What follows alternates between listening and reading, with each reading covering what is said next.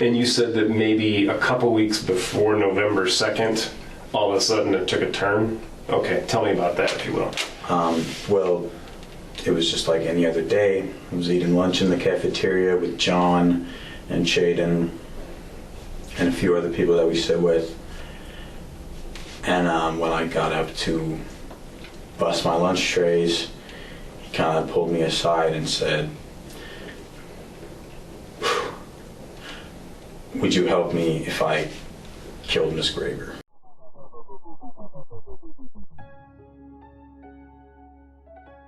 Hello all you couch detectives out there, my name is Lee. Thank you for being here. For everything Couch Detectives, check us out on our website, couchdetectivestv.com. Follow this QR code, the link is also in the description. Also, make sure you're subscribed here on YouTube. We have a lot of content on the way. Okay, enough rambling, let's get into it. November 3rd, 2021, Fairfield, Iowa. 66-year-old Spanish teacher Nohema Graber was reported missing by family members.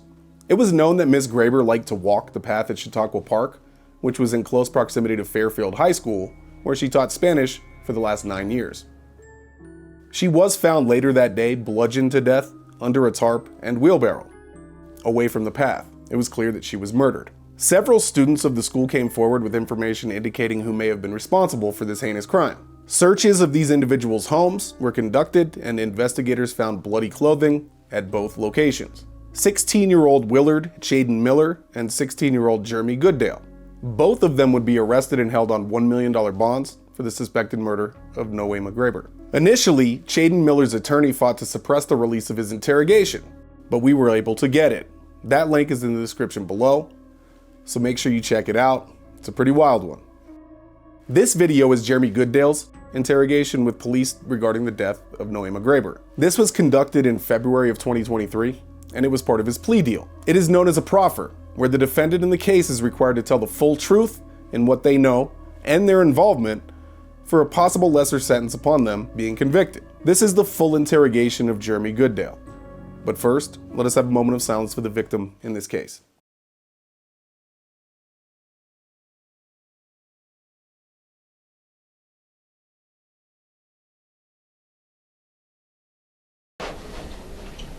That's what your teacher hooked you up with. We're being recorded. I don't think they care. Fine. Amigos in Fort Madison? Amigos in Fort Madison? Yeah, from Fort Madison, so that's probably the best place to do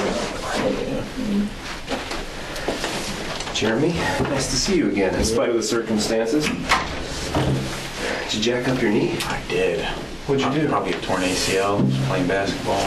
No kidding. Oh, is that yours? I'm sorry. Yeah, some tear. Just No, shopping. making a sharp move, and Yeah, last time you do that, right? pretty much. Very good. Well, if you don't mind, I'm going to go ahead and start the audio recording, if that's okay. Nicole Jensen, Yes, is that correct? That is Okay. correct. All right.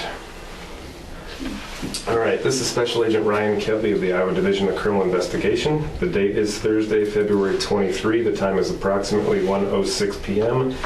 I am here at the Lee County Sheriff's Office in rural Montrose, Iowa, for the purpose of conducting a proffer interview pursuant to a proffer agreement with Jeremy Goodale, reference FECR 005144. Also present is Lieutenant Julie Kinsella of the Fairfield PD, and Goodale's representation, Alan Cook and Nicole Jensen. All right, so again, thanks for meeting with us. I'm glad that we have this chance to talk. Before we get going too far, do you recognize this right here? That would be the proffer agreement. Yes, and that's your signature there at the bottom? Mm-hmm. Okay, very good. Just wanted to make sure that that's clear. And then just to go over a couple other things before we get going, I don't know if you remember me, but you and I had a brief conversation early on with your dad. Mm-hmm. I executed a search warrant on your person, fingernails, shoes, that sort of thing, I think it was. But didn't have a chance to sit down like we're doing today, so I'm glad we have that opportunity. I don't work for the Fairfield PD or the Jefferson County Sheriff's. I work for the state. Occasionally, state guys will get called in just to kind of help out with major felony level investigations. So that's why I'm here. And then obviously, this is Lieutenant Kinsella from the Fairfield PD.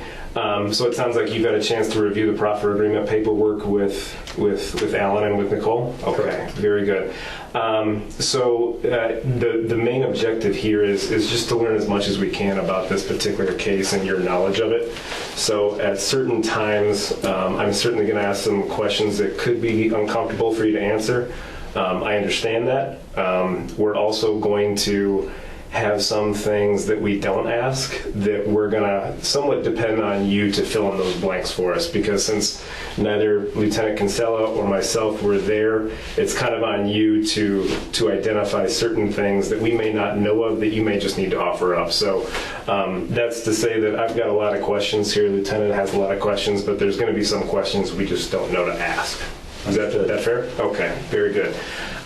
Just to kind of start off with, where is so you're at the juvenile detention center here in Lee County? Correct. Okay. And has that been primarily where you've been since you've been taken into custody? Correct. Okay. All right. And then do you have a cell there yourself, or how's that work? I have my own cell. Yeah. Okay. Do you have much interaction with other cellmates or other inmates? Yeah. Yeah. How, like daily? Every day, I've got a table of people that I sit with, eat Okay. with, conversate with, play cards with. Okay. And then I interact with everyone there during school hours because we have a school system there with teachers. Gotcha. Okay. And how's school going? It's going pretty good. Good. Any topics that you specifically like or dislike? I wish I had another science class, but Yeah. Like science? yes. Okay. And as of late, have you felt like you've been able to get enough sleep at night? Well, last night in particular, no, but in general, yes. Would you say it's because you're anxious about today, or? Okay. Correct. Okay. But in general, you're able to get some decent sleep? Generally, yes. Okay. Did you have breakfast before you came in? I did. Okay. Actually, I didn't eat breakfast today. I just couldn't. I had a glass of orange juice instead. Okay. Do you have lunch? Yeah. Okay. If you wind up getting hungry, since you kind of skipped breakfast, some of the people that we work with have offered up if you want to bring a pizza in or a pop or something like that. Just let us know. Like, It's very kind. yeah, don't be shy. If you want something, let us know. Okay. All right. Okay. And then, are you currently on any medications at all? No. Okay. No sleep aids, no vitamins, nothing? Oh, I'm on, I take vitamin D and melatonin, but Okay.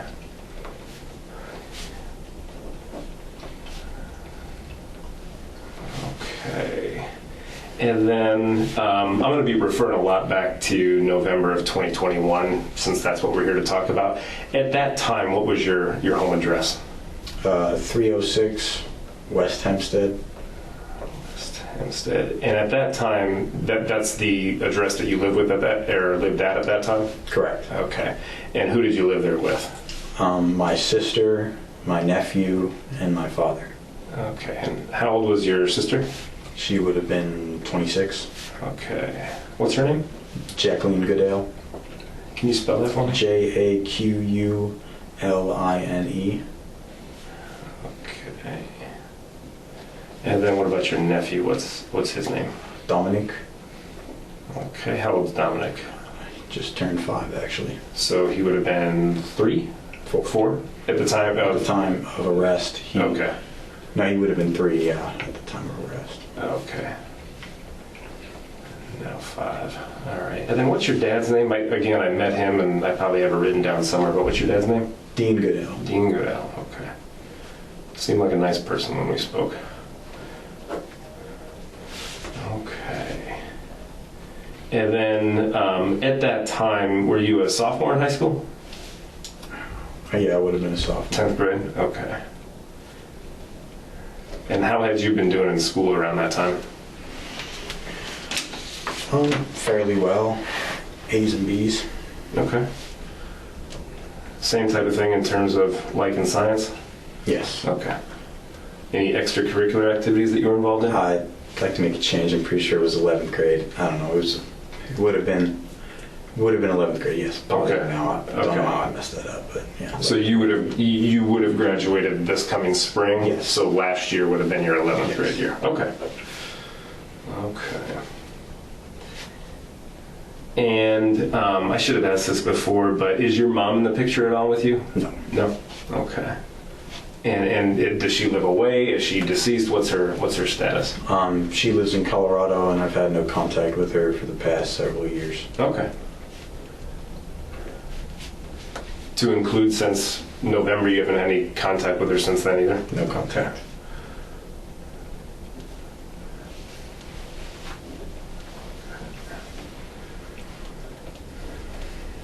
All right. Outside of school, you said that you weren't involved in any extracurricular activities. Into skateboarding, what are you into? Yes, I skateboard. I played tennis for Fairfield High School. Okay.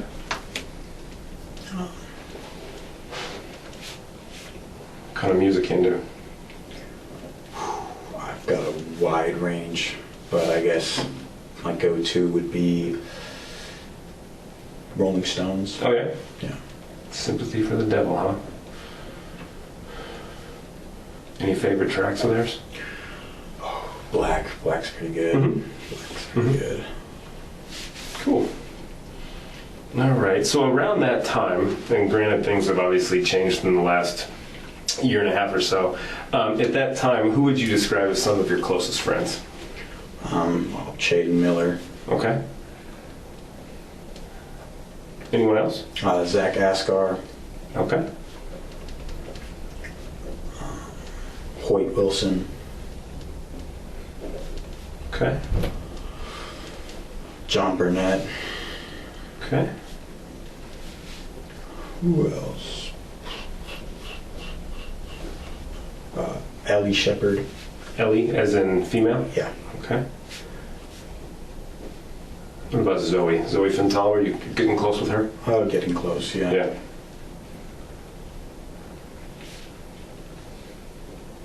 Okay. And around that time, we were all teenagers. Once, were you using any substances, smoking weed occasionally, Smoking ecstasy? weed, drinking a little. Mhm. I was occasionally psychedelics was the extent of my experimentation with drugs. Okay. And what kind of psychedelics were you trying? Mushrooms and LSD. All right. And around when did you use those?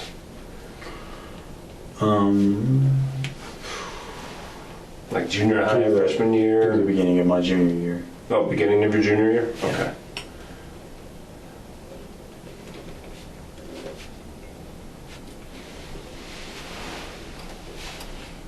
Okay. Anybody else you were dating besides, again, getting to know Zoe? No. Okay.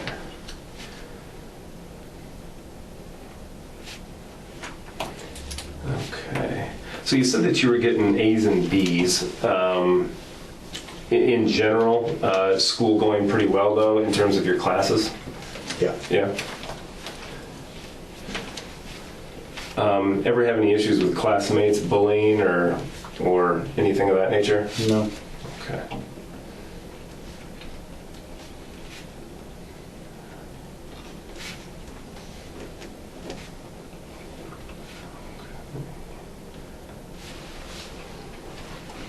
Okay. And then did you have any, did you take any Spanish classes in high school? I did. Okay. And what years did you take Spanish? Well, I took Spanish 1 at Maharishi School, Okay. and then I would have taken Spanish 2 with Miss Graber, Okay. And what year did you take Spanish to? sophomore year. Sophomore year. So last school year, your 11th grade year, you were not in a Spanish class. Okay. No. How did you do in that class? I passed. I think I passed with a C or a D. I didn't do very well. Okay. Why didn't you do very well? Did you think that it was just because Spanish isn't your thing, or teaching style, or? I just didn't know where to look to find the homework. Okay. Yeah. Didn't do any of the homework. Okay. And when you mentioned Maharishi School, I probably should have asked, had you spent your whole life up to that point in Fairfield? Well, I've spent my whole life in Fairfield. Yeah, living in Fairfield is what I mean. Okay. Mhm. Why did you transfer from MSAE to HS. MSAE had some wacky politics, and also it became too expensive. What kind of wacky politics?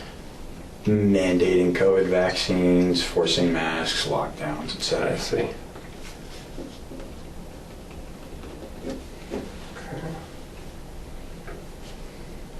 And so, having had, and did you have Spanish too for a full school year, 2 semesters? So having had her for a full school year, what was your take on her? Like, were you indifferent? Did you not prefer her as a teacher? Prefer her as a teacher? What was your takeaway? I mean, I liked my last Spanish teacher a little better. Mostly indifferent. Mm-hmm.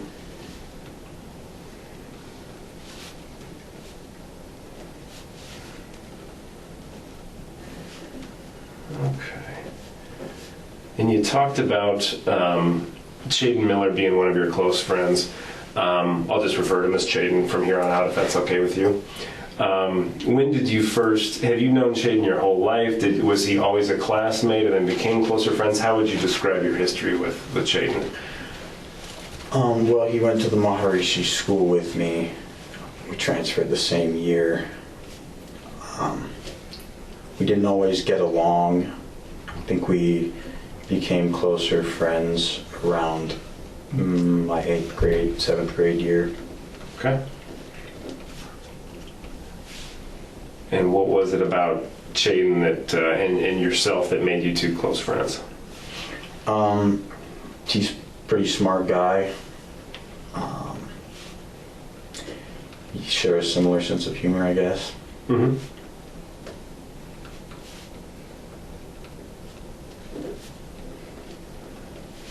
And did you meet him at the Maharishi school, or had you met him prior to that, and it just so happened that you were both there? I met him at Maharishi school. Okay.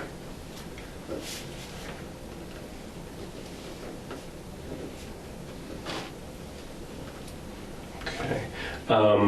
Beyond Chaden, in terms of Zach and Hoyt, John, Ellie, Zoe, among those, was there one or 2 people that you were closer with than the others, or were they all just kind of general part of your friend group? Or I would have been closest with Zach. okay. And was Chaden also close with Zach? Not particularly. They're more as acquaintances. Okay.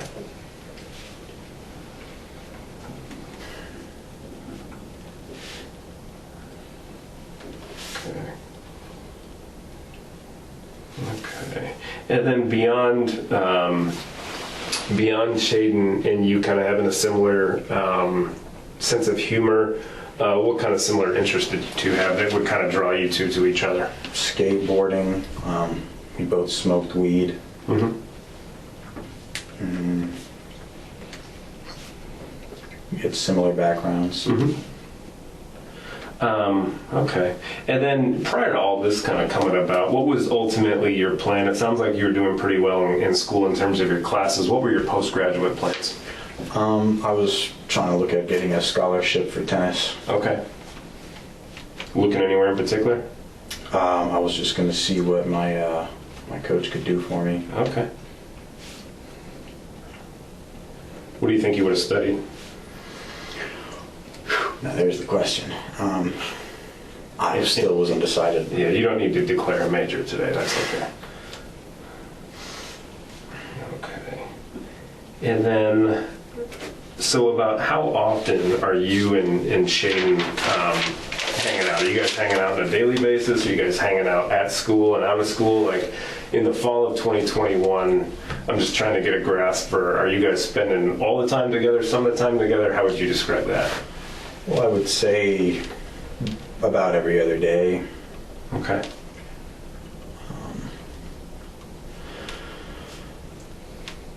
Yeah, hanging out in and out of school. Okay. Did you guys have any classes together? We had one class together, but that was the year before I got arrested, so no classes together. Okay. Not many.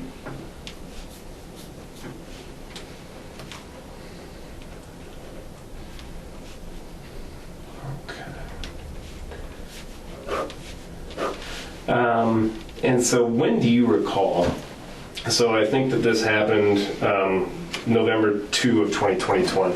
Do you recall when the first time, and it may have been a week, may have been a month, may have been a year, but do you recall the first time ever having a conversation with Chaden about Miss Graber? And not necessarily about what happened, but just a conversation with him about, some frustrations or a general awareness of her.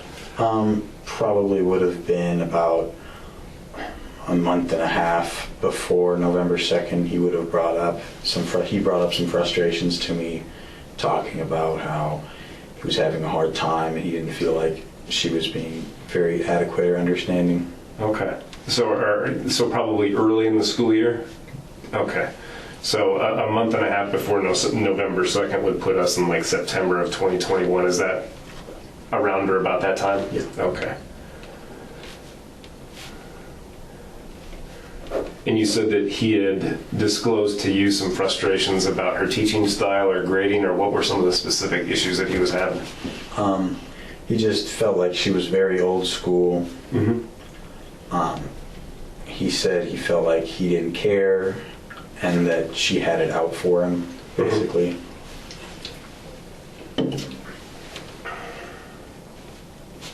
And having spent a full school year in her class when you were in 10th grade, and now getting to know Chaden as being pretty smart, when you heard about these frustrations inside your head, are you like, well, I've been in her class, and yeah, she's old school, but it's you can get through it? Or were you in somewhat agreement with Chaden that, like, yeah, based on what my friend here is saying, she's being unfair? I mean, I had already taken her class, I suppose. I guess I thought maybe just language isn't for him, like Spanish isn't for him. Sure. Because, I mean, it was still, like, relatively easy for me. Sure. Often I didn't fully apply myself in classes, and I could still skate by through that class pretty easily. So. Mm-hmm.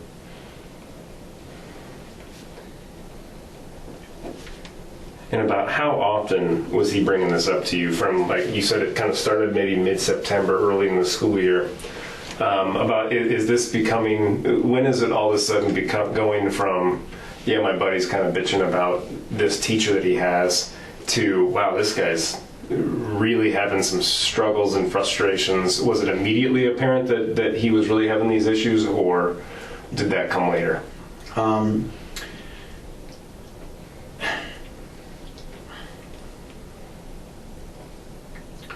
Please repeat your question. Yeah, sure. So, for example, I have coworkers, and occasionally we'll complain about our boss, for example. Now, sometimes it's just kind of like off-the-cuff frustrations, but occasionally there might be a frustration that gets told to me that, like, oh, that's not your run-of-the-mill concern. Like, this guy's really got a beef with my boss. Was it apparent right away when he first started talking to you about these issues in mid-September? Was it apparent right away that, like, wow, he's really, really upset, like, this guy's really got an issue with Miss Graber, or did that come later? No, it was not immediately apparent. Okay. And it didn't really become apparent until, a couple weeks before this happened. It kind of came up suddenly. Oh, okay.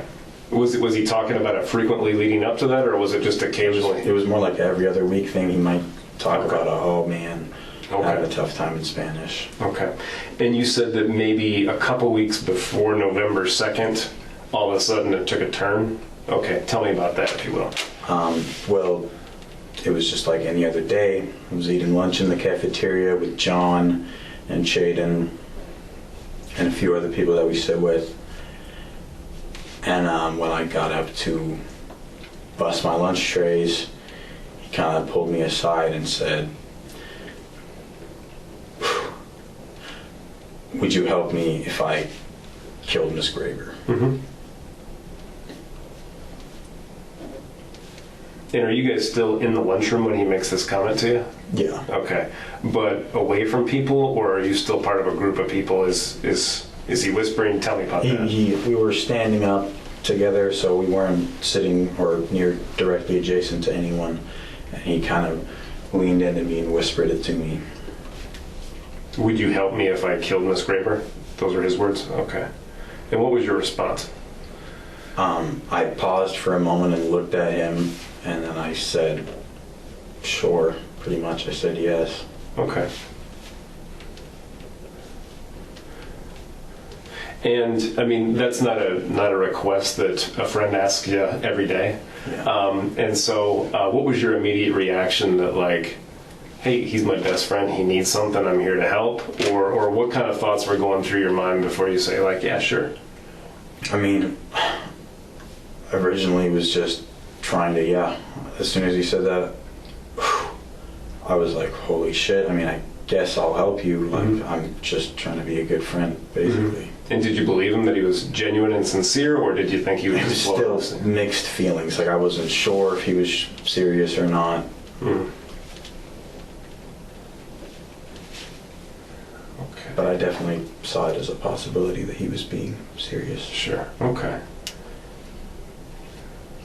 All right. And so this happens at a day of school. What's the next thing that happens to make this all of a sudden a reality? Like he's expressing to you that he has a want to do this. He's asked for your help. You've indicated that you'll help. What's the next thing that happens? Whether it's planning, communication, surveillance, what happens next? It would have been about a week later. And now we're a week before the incident itself. Mhm. Okay. Correct. He just made a passing comment about there's a 4-day weekend coming up, and he said that'd probably be a good time to do it. Okay. And what was your response to that? I said, okay. I mean, it's your plan. Okay. And I mean, you're a smart kid. You're a socially functionable kid. Makes friends here, makes friends out there on the tennis team. Did you feel like, in spite of the fact that there could potentially be some bad consequences, legal consequences for getting involved in something like that, you were close enough with Shaden that it was worth it? I'll be honest, the consequences never even crossed my mind. Okay. It's just...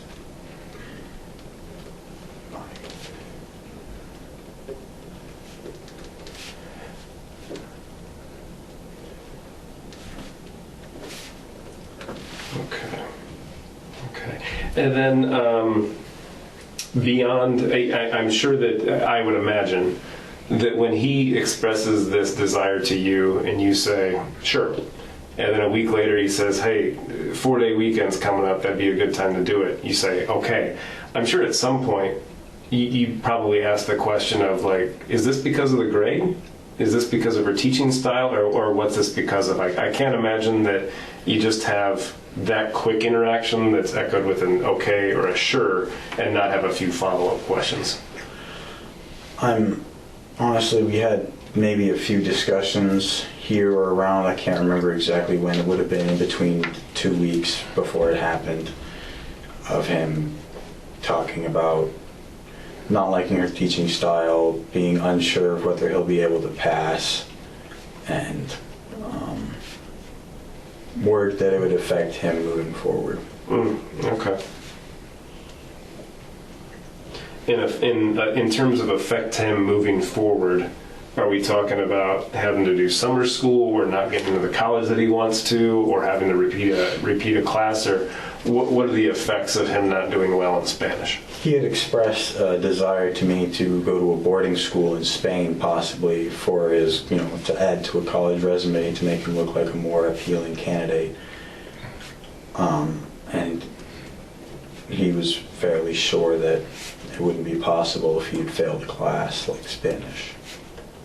Okay. Did he say the name of this boarding school?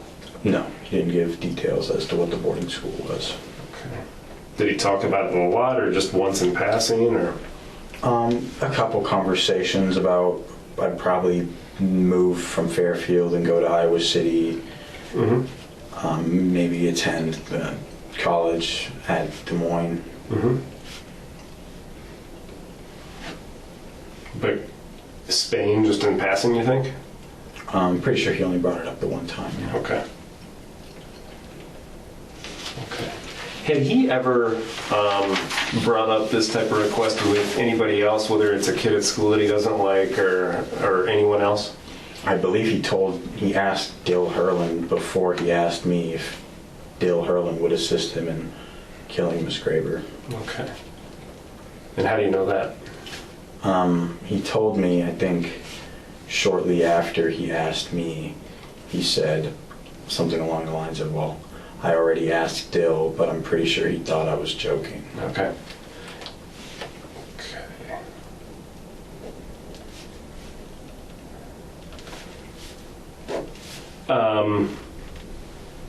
Would you happen to know about anything that might have happened at Miss Graber's residence or vehicle around homecoming?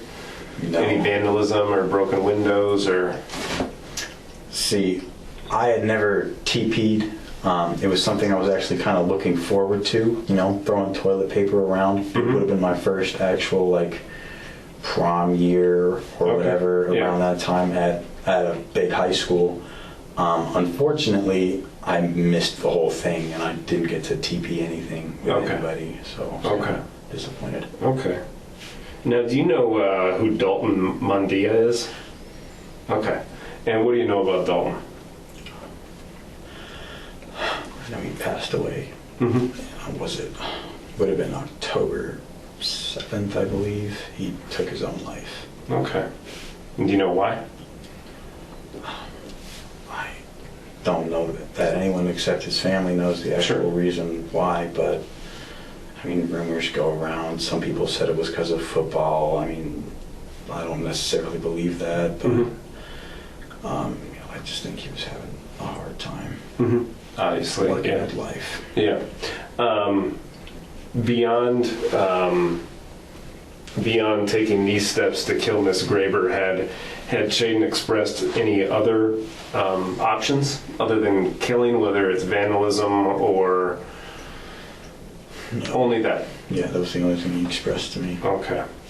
And I suppose I misphrased this before, but had he ever come to you and asked you for help with any other thing of an illegal nature, whether it's, hey, I'm going to go slash somebody's tires or commit vandalism, or I'd really want to kill this other person? Was this the first and only time he's ever asked you for a favor of this nature? Correct. Okay. I would imagine that he's like hit you up to like go get weed or something like that, though, right? Yeah. Just to be clear, I mean, you guys smoke weed together. I imagine those things happen, right? Yeah. Right. Were you aware of him having beef with anybody else besides Miss Graber?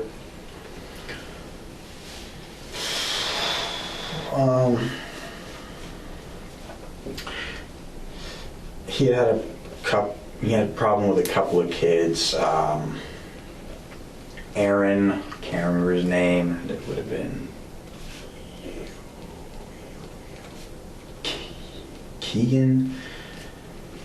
It's been a long time since I've thought about those two. Sure. He had I think they like jacked a couple things off him, and I went on my own accord to kind of ask him like what that was about. But I mean, he didn't ask me to do that. I don't know of anyone else that he currently had problems with at the time.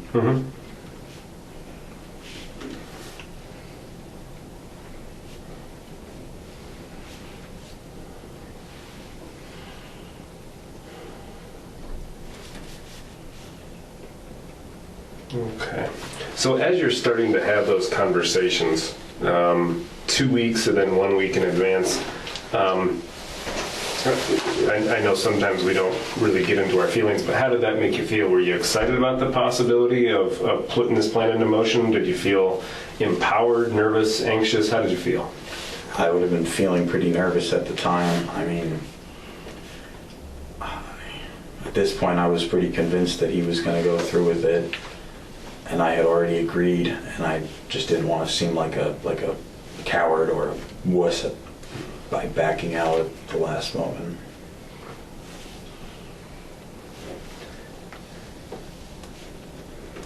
Okay. And so specifically, and I'm kind of referring back to another question here, but when you say you're nervous, what are you nervous? I mean, obviously you're nervous about committing it, but what about this act makes you nervous? I guess the fact that it could go wrong, or And how would it go wrong potentially? Like she lives, or somebody finds you, or that somebody would discover me. okay. Okay. And again, I'm referencing back to another question here, but you had talked about how consequences really didn't enter your mind at that time, but it sounds like you were aware that, like, hey, if I get discovered after helping commit murder, there's going to be some consequences here. Yeah, but I didn't spend too much time dwelling on what the consequences would be. I mean, prison seemed like a foreign concept to me, and I wasn't even sure what the consequences for murder were. Mm-hmm. Now, unfortunately, I've worked my fair of murder cases. I've had plenty of instances where, even though they're a little bit remorseful, suspects are a little bit remorseful about, you know, their time in jail, they're really not regretful of in the moment having to make that decision and carry it out. Did you feel like this is something that, although you're nervous about, you felt, I used the word before, empowered, but was it something that, like, hey, let's go through with this, let's do it? Were you excited about it? Did you feel empowered? How did you feel? I wouldn't use the word excited. I mean, I guess afterwards, realizing that I had taken someone's life, sort of, I felt different. I don't know if empowered is the word I would use, but I didn't feel exactly like the same person anymore. Right. And I'm certainly not here to cast judgment on what you've been through in your life and what led you to that point, but there was a Snapchat video reviewed of you just before, where you're kind of talking to the camera about this is the last face that the teacher's going to see. Do you recall this video? It was a video? I think it was just a snap picture. Yeah. The snap picture with I'm sorry, a snap picture with the With the caption. caption. Excuse me, yes. And But it I mean, was but after. That wasn't taken before. okay, but what I'm getting at is that, to me, shows somebody that's not ashamed of what he's doing, is what I'm getting at. And so there had to be some pride, I would think, that was between the two of you, that you're working together on this and executing the way that you wanted to. Is that fair? There would have been some bravado. You trying Sure, to right. project myself as some, I don't know, cold-hearted killer, I guess. Okay. Okay. Now, when was let's talk about, in terms of the planning, you agree to help him out, you agree that, hey, there's a 4-day weekend coming up. What are your different options here? Explain what you mean, my options. What are the different options for a plan? Like, we could shoot her, we could use baseball bats, we could stab her, we could do all these different things. What's being discussed between you two? I really just left the planning up to him. As far as the method of actually executing the murder, I left that up to him. I was only involved in the surveilling beforehand, and then the actual act itself. Okay.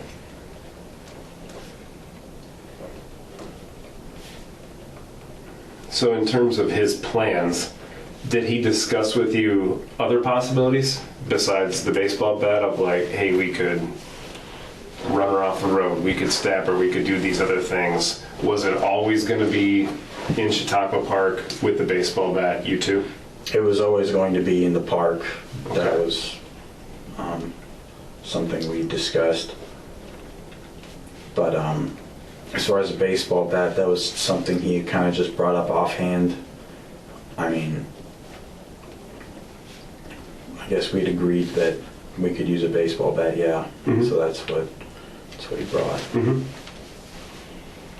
Okay. Okay. And what type of equipment did you use? Obviously a baseball bat. What type of other equipment did you either stage out there or bring with you that day? I brought only myself, and I wore some gloves and a cap. Jaden, I guess, had a backpack filled with a bag of water, a screwdriver and a hammer, all to destroy her phone if we found it on her person. Okay. He also brought the bat itself.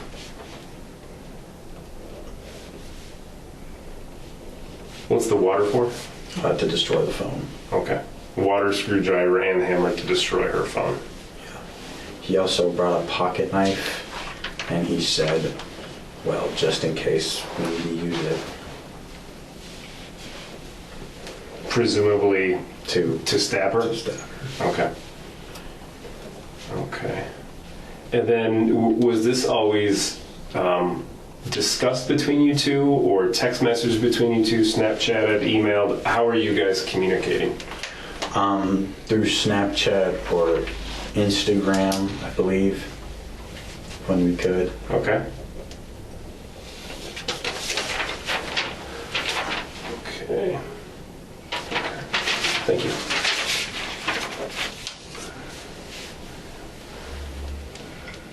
And then at any time from, other than Dill Hurlin, was there any time when there was the thought of bringing someone else into the fold to assist you two? After it had happened, I think I contacted Zach, I believe, and I asked him, or John. I'm not exactly sure which one I asked, but it was either Zach or John, or perhaps both. I asked to help bury something. I was pretty vague with it, but I would have been referring to Miss Graber. Okay.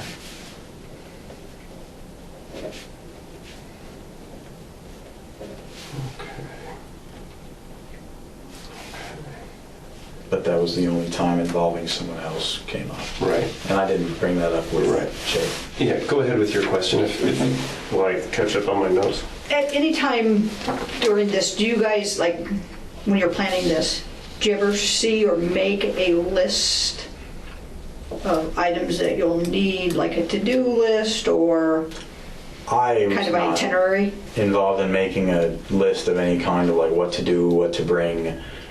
I just assumed that he would do all of that. And he never showed you a list? No. Okay. Thank you. So what type of, you had talked about the items that he showed up with. What about the wheelbarrow? Well, we're kind of jumping ahead, but the wheelbarrow would have, I grabbed it from his house. He left it there for me to retrieve, and I would have just gone to his house at around 12 and then grabbed it. We were supposed to meet outside of his house at that point and then go bury Miss Graber. Oh, so the wheelbarrow came after? Yeah. Okay, Yeah. just, okay. And I'm just trying to get all the equipment identified. Right. Okay, so we can get to that later, but in terms of, you got your water, screwdriver, hammer, all in a backpack?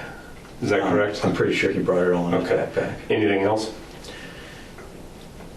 No. Okay. What about you? What kind of stuff did you bring? You said gloves and your own baseball bat, or?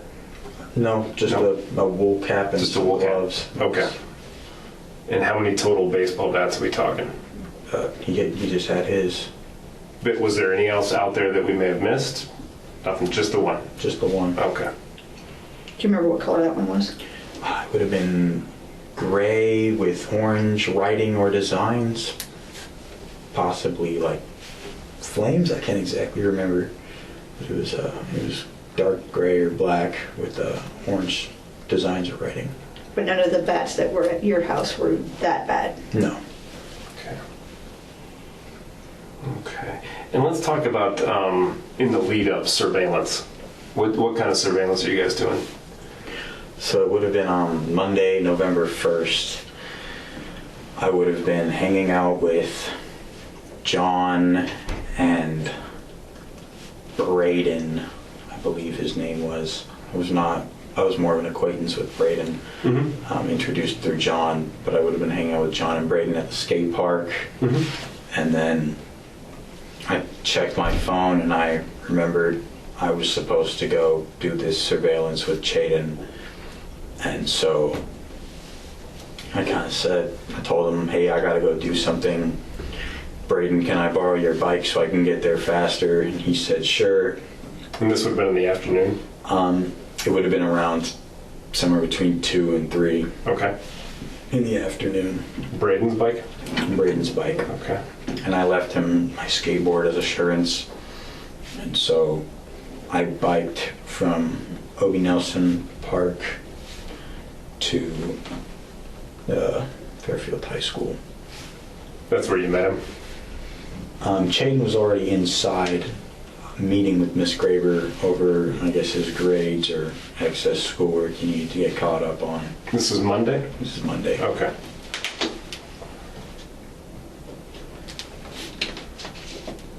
Okay. And so you're standing out waiting for him? Yeah. Okay. And then from there, where do you go? From there, he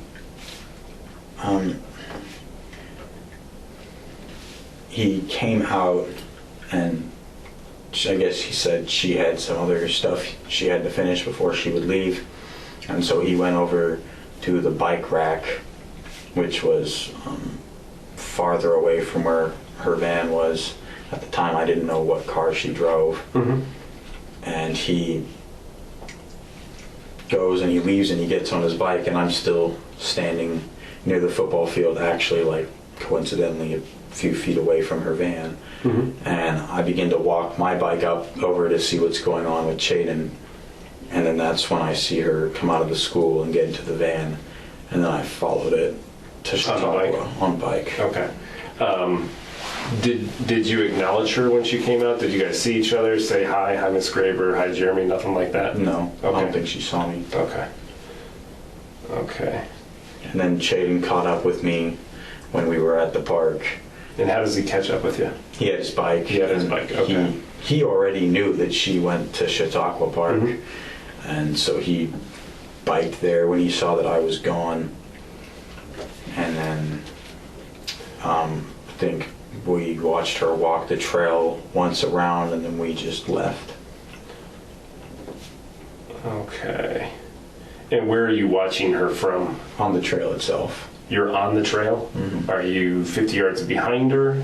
About. Are you Walking our bikes along the trail okay. a good distance behind. Does she ever look back and do like that, anything of that nature? No. So as far as you could tell, you guys never make eye contact. She's not aware that you're back there? I can't remember if it was the day of or if it had been on Monday, but we did end up bumping into her and saying hi. I'm not exactly sure whether that was that day or the day of, but yeah. Okay. Just hi? It would have been like, hi, how are you? Wave, and then keep walking. Okay. You both did? Yeah.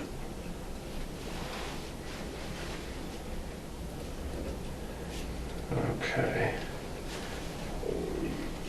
And are you and Chaden in the day before during the surveillance, or the day of, smoking any weed, having a drink, anything of that nature? Well, on the day of, I was at the park with Zoe beforehand, and her and I were smoking weed together at one of the park shelters. Okay. Anybody else besides you two just smoking weed? No, just two of us. Okay. But beyond that, you weren't doing any psychedelics or heavy drinking, anything of that nature? No. Okay. All right. And did Chaden ever indicate to you of why is a 4-day weekend good as opposed to a school night? I always just assumed because we wouldn't have to be at school, so he could have the time to make the preparations. Okay. And we knew she would be at school, or I guess he knew. And so we went off of that knowledge that we would have time to prepare beforehand, and we would know where she was at. Okay.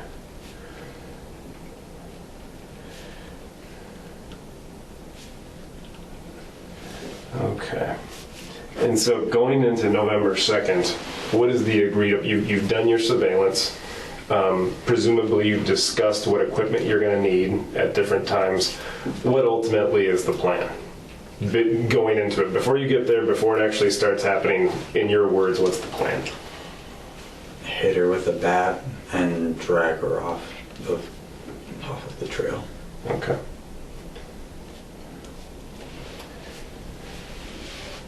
Do you have an area picked out? He had that already picked out. And I found out when he dragged me off after I said goodbye to Zoe, and then I followed him to where he had already had all his equipment laid out.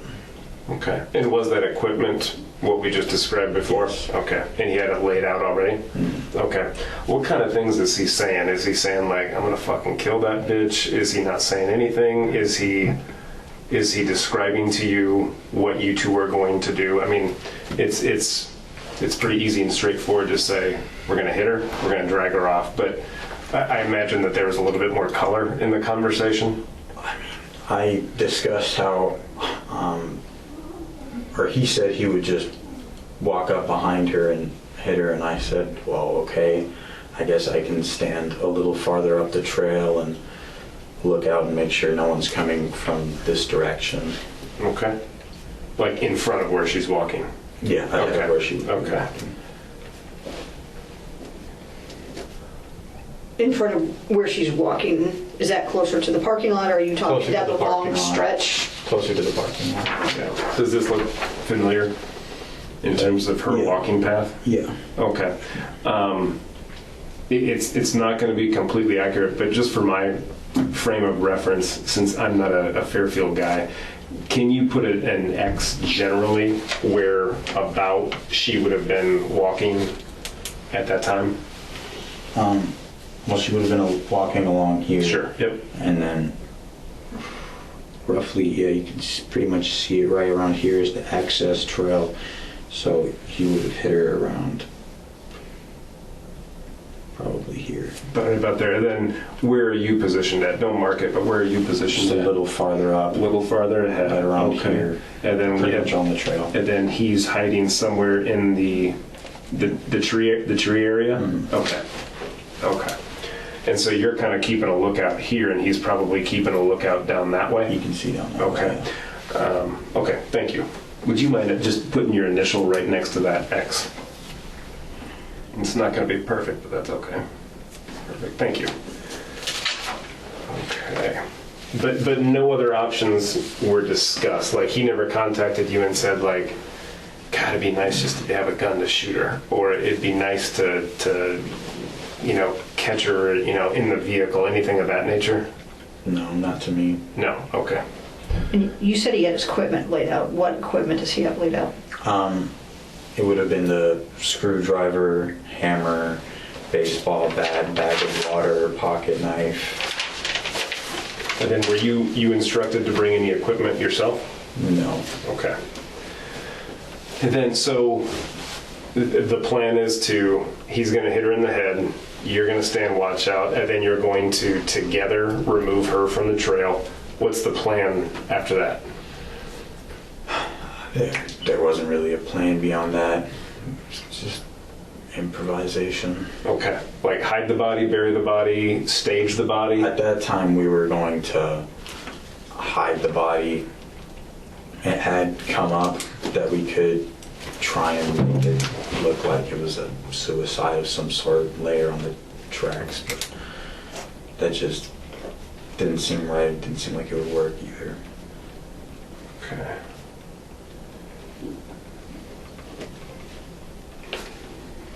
Okay. If the plan is to maybe hide the body, or maybe it's discussed to have it staged so it looks like it was hit by a train, is there any further discussion about like, sooner or later her body's going to get found and people are going to start asking questions. Is there any discussion about maybe we should run away? Maybe a suicide type situation, anything of that nature? Like beyond November 2nd, what's the plan? I guess in our arrogance, we kind of assumed that nobody would ever find her in the spot that we left her.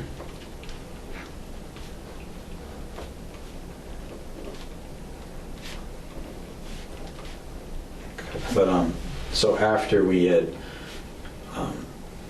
after he had hit her, I told him like, holy shit, like make sure you got her, like make sure it's done. And so then he hit her a couple more times, and then we dragged her off pretty sure I did that by myself. I dragged her off. He was up looking along the trail. He had already put the bat back where he had it with the rest of his stuff.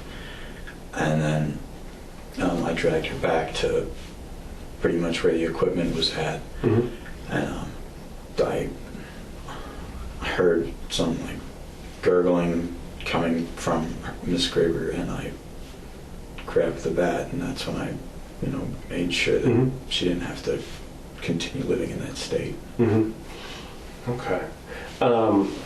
Backing up just a bit, was that the one and only day that you were a part of surveillance on that Monday? Or had you been out there before with Shaden or by yourself to kind of keep an eye on things? No, that was Monday. Was the only day. Was the only day. I did Okay. surveillance. Did he indicate that he had been out there other than that? I believe he did. I'm not 100% sure, but he did know for a fact that she goes to Chautauqua Park after she works. Okay. All right. And then, so tell me about like the day of. You guys don't have school, right? No school. And you had been out there. Was it just a coincidence that you had met up with Zoe at the same time, same general place that you're going to meet up with Shaden? Well, I wanted to see Zoe, and that was the only time we could work it in. And I also had to be at Chautauqua Park, and so she lived very close, so that's just where we met. Okay.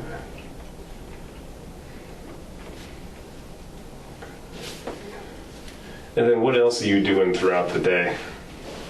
I mean, this doesn't happen until the later afternoon. You meet up with her right before you smoke a little weed, but leading up to that, what kind of stuff are you doing throughout the day? Oh man, it's hard to remember back that far. I might have been asking if there was someone I could hang out with. I'm pretty sure John said he was busy. He was grounded or something or other. I probably would have just been at home on my phone or maybe doing homework. I'm not exactly sure, but I was probably most likely at home. Was there ever any discussions between you and Shaden about, I mean, it seems obvious, but any discussions between you two where it's discussed, this cannot be talked about, bragged about, discussed with anyone ever? Or was that just kind of assumed between you two? I guess you would say it was assumed. It didn't come up, and certainly didn't come up in conversation. Okay. He did say something along the lines of, well, if they catch one of us, the other one won't tell on them. That's basically what he said. The other one will not tell? Will not tell. Okay. Yeah. So it was kind of, it seemed apparent, certainly on his side, that there was a code of silence between the two of you. Is that accurate? Okay.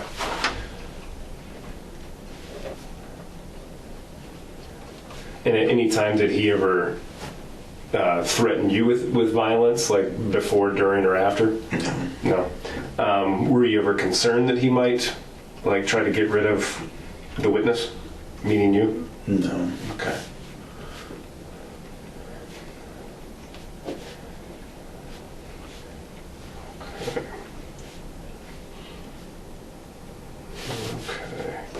And so at this point, if you don't mind, one of the things I sometimes like to do is just kind of open it up for an open narrative. And by that I mean I'm going to try to shut up long enough for you just to explain your recollection of things, how they went down. I'm sure I'll probably have some follow-up questions when you're through, but sometimes just kind of like putting it all on the table, and it gives us some perspective on what we're looking at. So if you wouldn't mind, just beginning, you're with Zoe, you're smoking weed, and at some point I assume Shaden shows up. If you wouldn't mind taking it from there. Sure. So I had just knocked Zoe's pipe off the table and broke it, and her vape had died.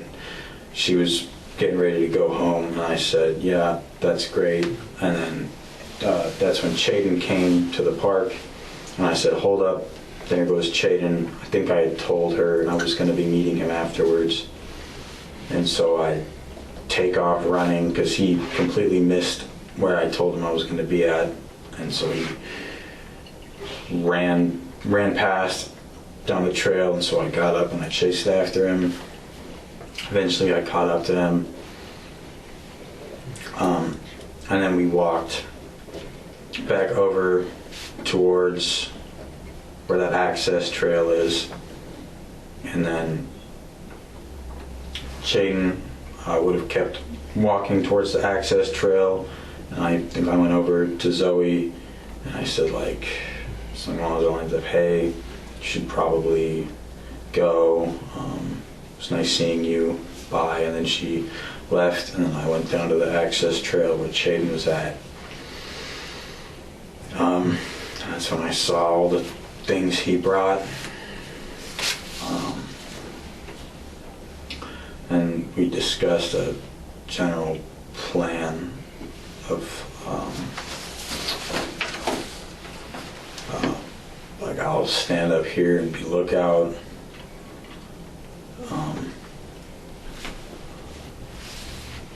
You'll walk up behind her, and then I think we walked back out onto the trail to wait for Miss Graber to show up. And I can't remember if we saw her drive in or if we noticed her van and then knew she was there, but eventually she was there, and we bumped into her on the trail while we were looking for her, and said, oh hi, how are you, and then kept walking back down towards the access trail.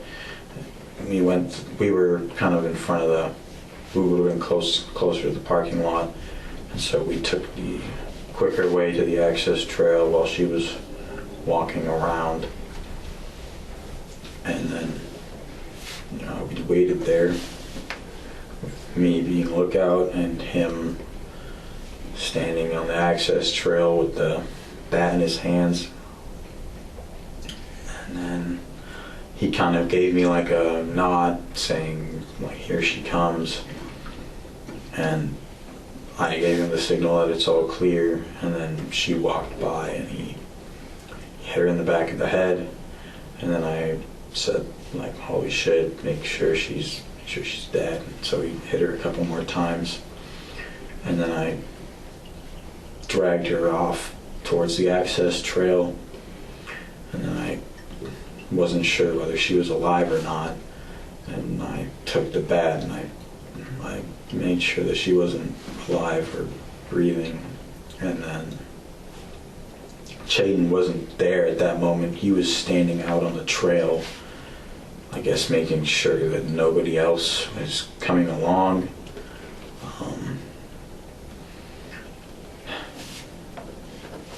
And then eventually he did come back there, and I think he said like what was that? What was that noise? Did you hit her again? I was like, I said, yeah, I did. And then we grabbed her and we moved her towards like a strip of woods that separates the path from the access trail.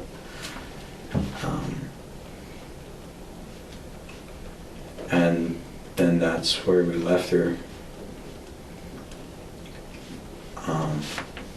I found her car keys. I handed them to Shaden.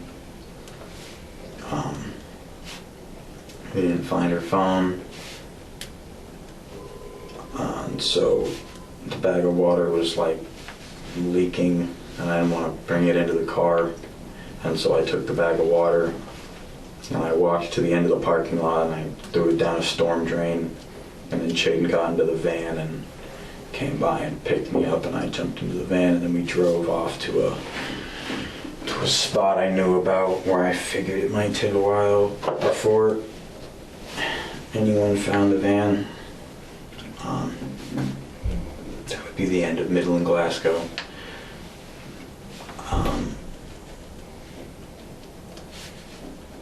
And then he drove the van behind the trees where it was found. And then we started walking, and originally we were thinking like, well, let's just walk it, it's a long way to walk. Then I was like, I could probably call Habib. And so that's when I pulled out my phone, used the last couple of percent battery that it was on to call Habib. I think I called him twice before he picked up. Told him where we were at, and I asked him if he could come pick me up. I told him somebody had ditched me and Chaden there after we smoked, and then so he came by and picked us up.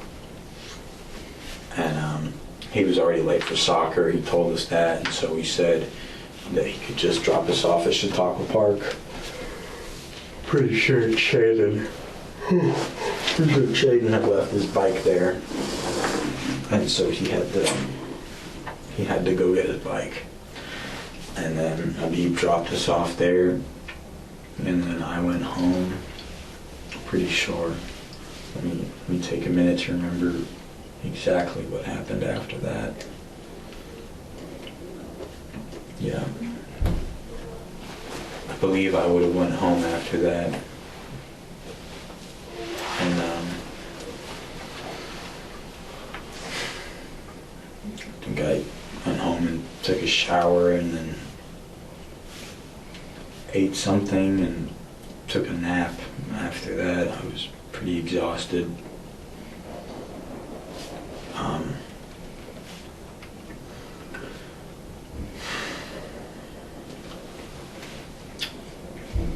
Me and Chaden had agreed to meet up at 12 o'clock at his house to finish disposing, move Miss Graber to a different spot.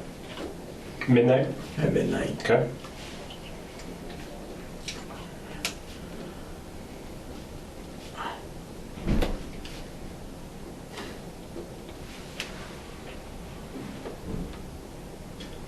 I did get something wrong. Let me move back. Sure. I knew I was missing something, but after Habib dropped us off, I actually went to Chaden's house with him, and he handed me a small green bag with a tarp inside of it, and he said, like, make sure you can bring this out of your house with you and you sneak out tonight, and like I'll meet you at 12. Mm-hmm. Does Habib hear this conversation? No, this is after he's dropped us off. After, okay. Me and Chaden had walked from Chautauqua to his house, Mm-hmm. and then he says this to me. He says, Right. "Here, take this. Make sure you can bring it with you, and at 12 Mm-hmm. we'll meet up." And then at 12, I snuck out of my house. He had left his wheelbarrow in his driveway for me to come and grab and move for him. And I just grabbed the wheelbarrow. I think I had a shovel with me. I put that in there, threw the tarp in there, and then I pushed the wheelbarrow down in front of the high school to Chautauqua Park.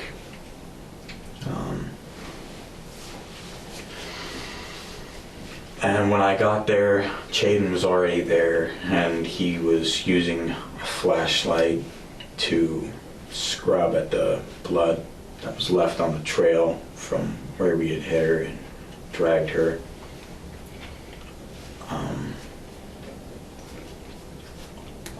And we kind of just worked from where he originally hit her down to the access trail,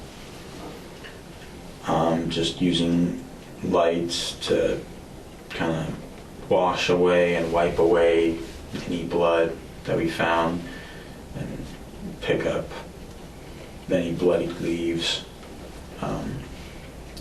try and disguise any trail we would have left. And then we found Miss Graber's body.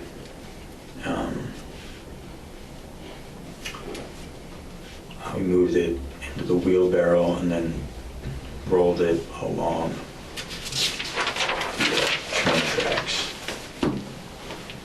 to where we eventually decided we moved far enough, and then we rolled her down the side of the tracks and then placed the tarp over her body.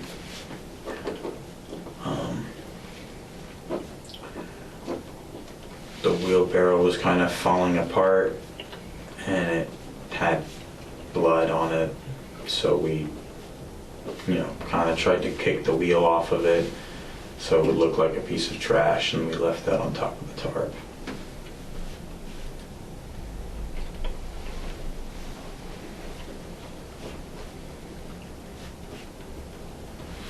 And then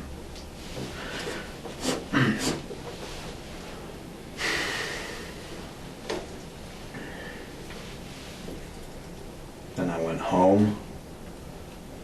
Well, actually, I walked to Chaden's house with him, and he grabbed a pack of Alka-Seltzer out of his, grabbed that, and we went to my house, and we proceeded to get drunk, and then he left and went home, and I passed out in my bed.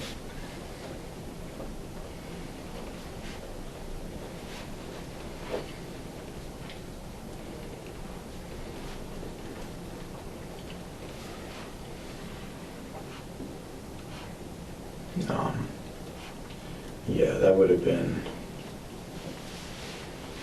oh man. That would have been Tuesday. Yeah, and the next day, Wednesday, there was school. Went to school pretty tired.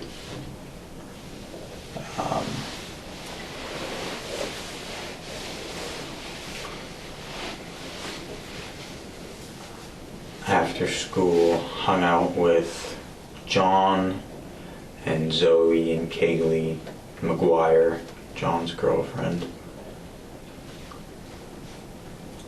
And where did you hang out? Originally, we hung out at Logan Klein's house.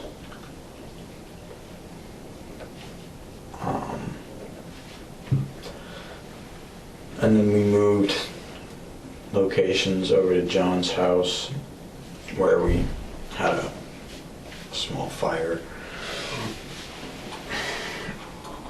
And then I think it was starting to get dark at that point. My dad came and picked Zoe and myself up, and we dropped Zoe off at her place, and then my dad drove us home.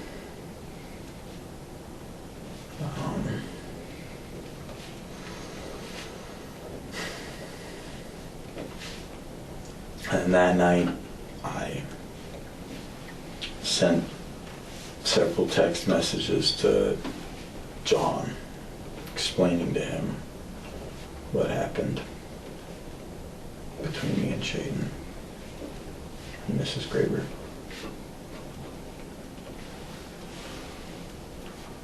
And at like 4 in the morning, I was arrested. Got it. Okay. Thank you. That's a lot of good detail. Just a couple follow-ups. Once she walks down that path and you and Shaden give each other the head nod of here she comes, and you're giving him the head nod of basically all clear, did she need to be distracted in any way, or did he just run up, pop her without her ever knowing anybody was behind her ever, or did he have to give chase to her, or how would you describe that? It's a very vivid image. He had these big yellow work gloves on, and he kind of quietly just walked up behind her with long strides, taking her slower gait, and then he just swung really hard. And at that point I was kind of walking towards her down the trail because I knew we were going to have to move her pretty quickly. Mm-hmm. And then he was just snuck up behind her with the bat and hit her in the head. And any time does it appear, if you're watching, I mean, because I walk on wooded trails or jog on them, typically I can feel if somebody's coming up behind me. Was there ever like this in the moment before, or did she get hit square in the back because it assumed she never saw it coming? Yeah. Okay. And she saw me, and I was standing on the trail and walking towards her, and I had a face mask up, and I pulled it down, and I guess she was just looking at me while he walked up behind her. I would assume for her being out there by herself to see an individual with a mask in front, that would be startling. Did she stop? No, and that's kind of why I pulled the mask down, because I didn't want to startle her. Oh, okay. So that's the whole reason I took the mask off. Okay, got it. Okay, you had mentioned before about how once you and Chayton make your way from where Zoe was, or once you meet up, you see all the equipment light up. At one point, you actually cross paths with Miss Graber and you exchange pleasantries. About how long was that interaction in time? Are we talking A few seconds. a few seconds? Where's that at, Jeremy? That would have been on the trail in front of the parking lot. Right where the arms come down? Where they have it blocked? Remember at November 1st, they put the arms down so you can't drive around. And then you kind of have to walk around those arms, and then you make the right to start on the trail. Yeah, it would have been between those arms. Yeah. And where the trail turns off to the right to get on it. Like if you were to go from the parking lot and just walk straight to the trail, that was a roundabout where it was at. Okay. Okay. Once she struck, and would you say it was square in the back of the head, base of the skull, top of the head? Just square in the back. Square in the back. And is this Chayton coming up with one hand on the back and striking, or was it two hands as if he's playing softball or baseball? Yeah. Okay. Like that. Okay. And shortly after that first strike, that's when you guys go into concealment mode. Is that fair? Right after that, I told him, "Holy shit! Like make sure it's done." Okay. And that's when he hit her 2 more times, and then On the trail? on the trail. Before you guys move her? Before we move her. He hits her once, she goes down, you come over, make sure she's done, 2 more. Yeah. Is she lying on her face? She would have been on her face. On her probably. face, 2 more shots to the back of the head? Back kind of side area. Yeah. Backside area of the head, okay. And then that's when you two, at the conclusion of those 2 shots, that's when just you start to move her and he is lookout? I think he originally started helping me, and then I was on my own dragging her, and then I wasn't even sure where he was at. I just knew I had to move her Okay. from where she was. Okay. Is she, you'd be surprised with individuals who suffer head trauma, how long they can try to communicate even after suffering that head trauma. You talked about the gurgling. Is she trying to utter any words? Stop, help, why, anything? No, when I was dragging her, I saw her hand just opening and closing. That was the only thing I saw, and then there was kind of just like a breath coming out. And when you say her hands are opening and closing, are you dragging her by holding her wrists or her ankles, or? I've got one arm in both of my hands dragging One arm. her. Okay. Is it that hand that's opening up? No, it's the other It's one the on other one. ground. Just opening Okay. Okay. and closing. All right.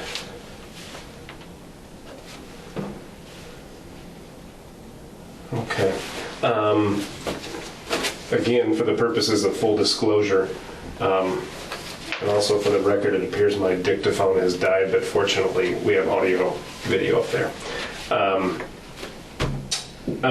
Again, this is hindsight being 20/20, and for the sake of full disclosure, this is a pretty, I would characterize as a pretty passionate murder, as opposed to a distant one where it's not like you climbed up into a tree with a sniper rifle after, then ran away kind of coldly. This seemed to be very personal, certainly from Chayton's point of view. Are you or Chayton, during the course of the concealment, saying, "Fuck you, bitch, you got what you deserved, No, there was none of that. None of that? No. Not from you is what you're saying? And not from Shaden. And not from Shaden either? No comments directed at all to her as this is going on? It was pretty much just anything that was said was like what just happened, or was that you, or grab her keys. Those were pretty much the only things that were said between him and me. Okay. Yeah.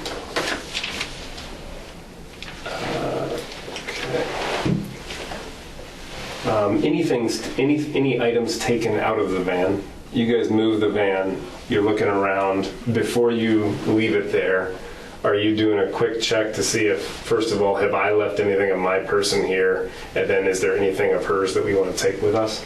We did a quick check to see if her phone was there. There was no phone. I ended up going through a wallet looking for the phone. I found some cash, and we took that and tossed the wallet out into the woods somewhere around the van. Do you remember how much it was? It was $75, I'm pretty sure. Okay. And it was divided 35 and 40, is that correct? And how was it decided that one of you would get 35 and one would get 40? He gave me 40 because I'm pretty sure he said he dragged me into it, so he gave me 40. And then there was that, yeah. Okay. I'm a stickler for wording, but you said, I guess he figured? I'm not exactly sure. Did what he say said, that? But he was along the lines of, it was like my plan, or you had to do more than I did. Or something to that extent. Something along those Okay. lines. All right. Okay. What was Shaden wearing? I believe it was black sweatpants and a gray hoodie.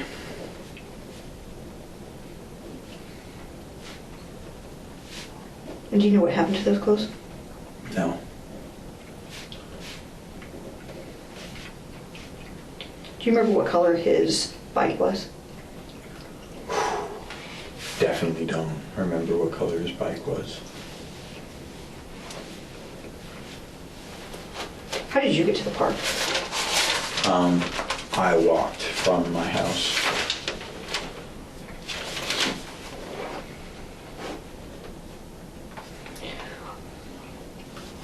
Are you 100% sure it was Monday that Shaden had his conference with his teacher? Yes. And was his mom there?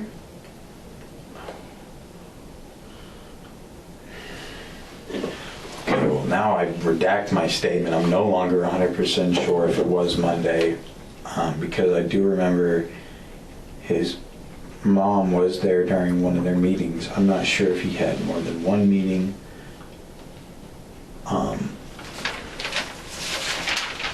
He might have just been there doing work, but it could have been On Monday? on Monday. But I know he was in the building with Miss Graber. Okay. But when you're doing the surveillance and he's in the building or whatever he's doing, what part of the schools, because we got your SNAP map, where are you at around the school? Or a little bit everywhere? I would have been leaning on the bike pretty much in front of the bell next to the football field, right along that fence separating the football field from the street. And this is Monday. Are you ever around the track? And I got the track field? Yeah. No. And then what about like in front, like in those houses across the street from where Miss Graber? Yeah, that's where I would have been standing. Like, I guess I would have been... The bell tower's Close on the to- sidewalk, right in front of the track and the football Yes, field. yeah. But those houses across the street, did you ever go across the street so you could see, basically look at the front of the school? I don't think so. But I do remember walking over towards the school itself because I was unsure where Shaden was. And then I did see Miss Graber leave, and that's when I got on the bike. And she walked one lap that Monday around. We're not sure. We watched her walk a lap and then we just left. We're not sure how many laps she walked. Okay. Okay. About how long, once she's hit, about how long are you guys out there before you're out of there? Are we talking all this was done in 15 minutes, an hour, half an hour? What are we thinking? Well, I'd say, yeah, about 10 to 15 minutes. And then we got in her van and drove off.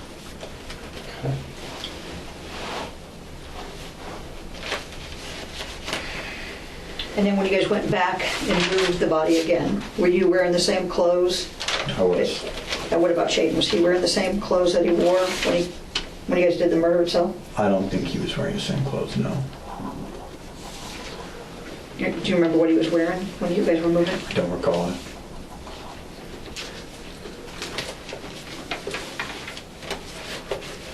So, once you see her drop after that first initial hit, you go up there and you make the indication or issue the direction to Shaden to like make sure she's not breathing, and then you say that he follows up with 2 shots. As you're moving her, she's opening, closing her hands. You say that, you know, by now we're committed, we're in this, and you feel the need to finish the job. About how, and again, I'm not going to hold you to the exact number, but about how many times do you strike her to finish things off? 5, more or less. Approximately 5. And was there something about her body movement or lack thereof that made you think, I'm done at 5? As opposed to, I need to do 5 more? Well, after 5, it kind of just felt like it's almost too much. Just like I didn't want to have to touch the bat to begin with, and then she was still alive, and I was waiting for a moment because after I heard that breath, I waited for a moment to see where Shaden was at, if he was going to come around, and then he didn't. And so then I picked up the bat, and I think it was around 5, and I was like, okay, I couldn't do any more, and I put the bat in. And how did you wind up with the bat in your hands? Because he had left it back there when he was standing out on the trail. He didn't have it with him. After I had dragged the body, he probably did drag it with me. It's all, no. I think after I had dragged the body, he went back there and set the bat down, and then went back out onto the trail while I finished moving her a little farther off to the access trail. Okay. All right. So at one point, you don't know whether he hands it to you or he sets it down and you grab it as you're dragging and think, I need to finish her off? He definitely didn't hand it to me. He set it down around where I picked it up and used it. And then you made a comment about how when you guys went out there around midnight that he's using a flashlight to scrub blood off the trail. That was unclear. He was using a flashlight to see where the blood was at, and then using like disinfectant wipes to scrub the blood off the trail. Okay. And how come you said originally that you were going to meet Shaden at Shaden's house and you were going to take the wheelbarrow down there and do all this stuff? Why is Shaden not there? That was what I was wondering for a little while, and I stood outside of his house, and that's when I would have made those Snapchats, the one you were talking about with the last, here would be the last thing you ever see, and a picture of the wheelbarrow. And then I decided, well, he knows where to go, and then so I walked there by myself, and he was already there. I guess we weren't very clear because he didn't have his phone at the time. His mom had confiscated it, and so it was very hard for him to be able to communicate, and we just said we would meet at 12. We actually didn't specify where, I guess. He told me to come get the wheelbarrow. I assumed he would be there too, but he wasn't. And so then I went to Chautauqua Park. Okay. And then you talked about how you guys are scanning the path that you took that night. You're picking up bloody leaves. What are you doing with the bloody leaves? Just putting them in the plastic bag that held tarp. Oh, okay. And what do you do with them after? Well, after we had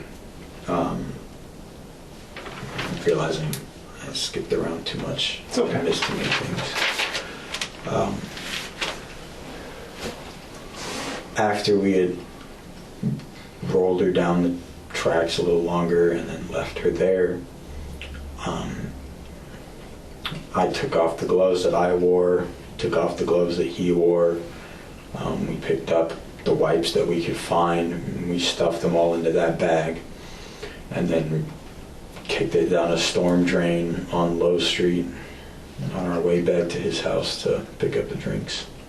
When you walk back, how do you get to, because we don't see you in front of the school. We walked along the tracks.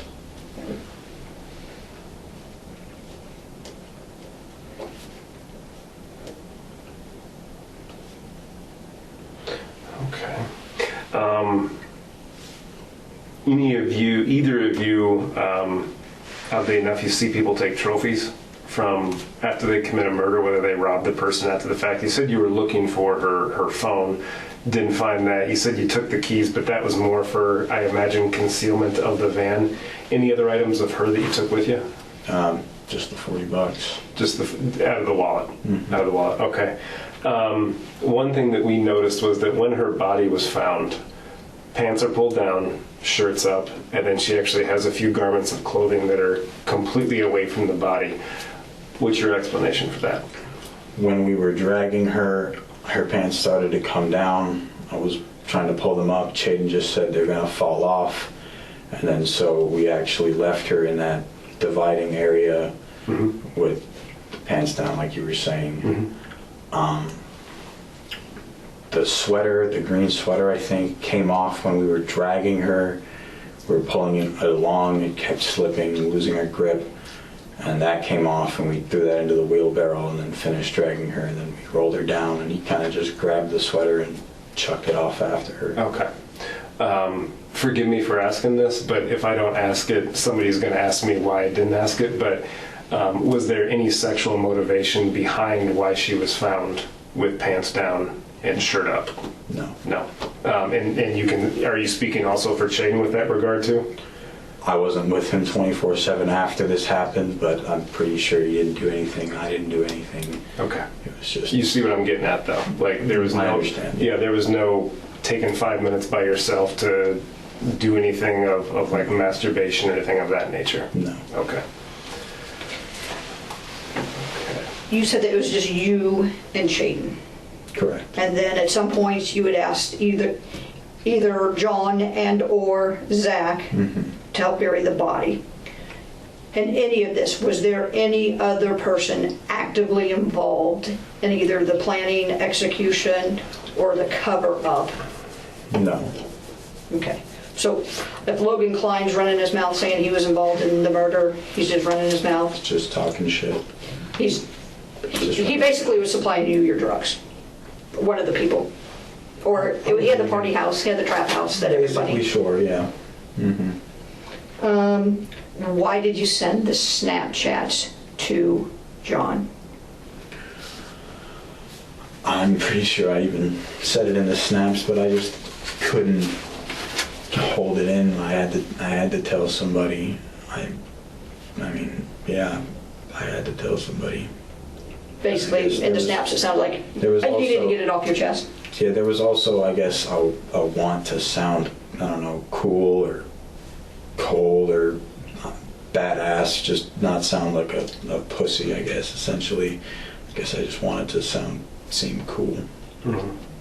At some point, do you ask somebody if you can get rid of items at their house? So at John's house, when we were there on Wednesday, I think I asked him, I think I said, like, man, I really hate these shoes. You think I could probably just burn them at your place? And then he said no, and I do believe later during the text messages, I asked if I could burn the clothes at his house, because he said, you got to get rid of those. And I was like, you're probably right. And I asked him if I could burn the clothes at his house. Okay. Other than John and then asking Zach to help move, which he doesn't show up and help do, is there anybody else that you admit that you killed Mrs. Graber to? No one else that I admitted it to, no. What about your gaming buddies? Oh, Jesus, right. There would have been Jack Grohl and Ben. Yes, those two were first people I told, I think. And yeah, that completely slipped my mind. I apologize, but I, once again, was telling them to seem, I guess, cool or edgy or cold or, yeah. And on Snapchat world, what was your name? I would have been Darker Wolf 1375. And do you remember Ben's? I believe it was Ben Allen and some numbers, and then Jack Roll would have been Mr. Awesome Dude, I'm pretty sure. But I had changed the names, and when you change their names, you don't see their original usernames, so I'm not exactly sure, but pretty sure. And then when you said that you admitted to them, to just text or? Texts and a picture, I think, of the wheelbarrow and a selfie of myself wearing the mask with the caption on it. And in the wheelbarrow, it looks like, I don't know, it looks like a foot pump? Right, we did bring a pump in case the wheelbarrow's tire went flat, because Chayden said it has a tendency to do that, and so he just threw the pump in there as an extra measure. But at any of these items that you picked up or acquired from Chayden or that you saw laid out in the park, did you purchase any of those or know where those came from? I know that I did bring a shovel because we thought we were going to dig a grave, but obviously it was November and the ground was frozen. I didn't buy anything specifically for the purpose of that, and I'm pretty sure the rest of the things were just things Chayden had lying around the house. Did you do any test holes trying to dig anywhere? Originally we tried the ground, and we were like... Where at? Would have been along the tracks, pretty close to the access trail, and we realized, we're not going to be able to dig, and so then we used the shovels to kind of turn over some of the bloody ground, to just turn it over and make it look like somebody was moving the ground for some reason instead of a bloody mess. And the holes that you dug, were those near, not on the same side of the railroad tracks, because you got the access, the tracks, the other side of the railroad tracks, and then the wooded area again? Which side of the tracks, the side closer to the tracks, or the further side of the tracks? The closer side of the tracks. It would have been closer to the access trail and closer to Chautauqua Park, where we would have been turning over the soil. Okay. So I was at your house the following morning. I think I'm the one that woke you up. Since that time, you've been in police detention. Since that time, have you had any communication with Chayden? Sure, yeah. Here? And what kind of communication has that been like? I think originally, like the first couple of days that we were out together in the pod that they've got, the juvenile detention, he was telling me to say something about there being like 8 people from Ottumwa involved in the killing of Miss Graber, and I kind of just told him, sure, whatever. Always seemed kind of stupid to me. Okay. Make any threats towards you? No. You make any threats towards him?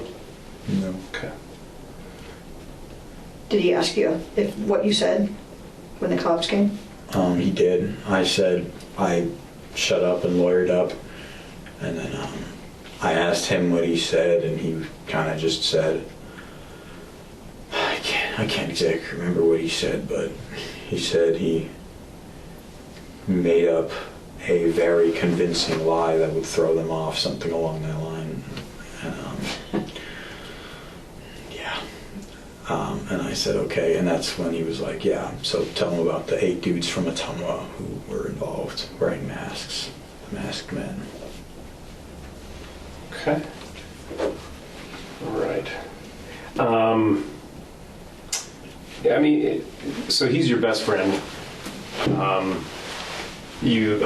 Some of the conversations you've had since then just seem kind of stupid, to be honest with you, right? I mean, would you characterize some of these conversations or these ideas or plans as being stupid, or how would you describe them? Well, since being in detention, there was only those like few first couple of days that we talked anything about the case. I mean, since then it's all just been about stuff that goes on in there. Like, Okay. We don't really talk about the outside very much. And so everyone's clear that they're supposed to be sequestered, so Right. they're not supposed to have contact. Right. Yep. Just so you're aware. Yeah. And so, looking back now, nearly a year and a half removed from November 2nd, what's your opinion of him? Still consider him a good friend? He's kind of, I don't know how I never picked up on this because apparently there were plenty of people around me who did. I guess I was too beguiled by him, I don't know. But now I can definitely see clearly he's kind of sneaky, arrogant. I mean, I don't know.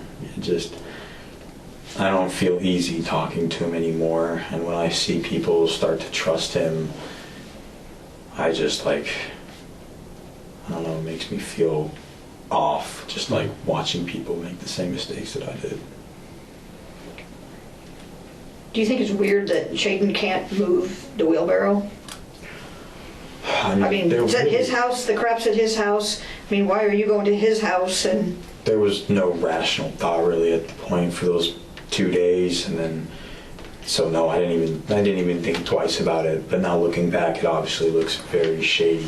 But yeah, no, looking like, of course, like you said, hindsight's always 20/20. But at the time, there was just no rational thought going on. What about, I mean, the school, you knew there were cameras at the school. Yeah, that was something else that I thought of. Like, there's cameras. I guess. I mean, it's dark. They'll probably see me, but whatever. I mean, it's not a normal thing, somebody walking at 12:10 Yeah. and down the street with a wheelbarrow. And I brought that up to him, and he said, "Oh, well, you can just tell people you're moving some tools for a friend At midnight on a school night. at midnight on a school night." Okay. Which storm drain? Okay, I can give you the general area. I know it was on Low Street. Pretty sure it was Low and C. It would have been on the, let's see. I'm gonna try. It's gonna take me a little second here to get the directions squared away.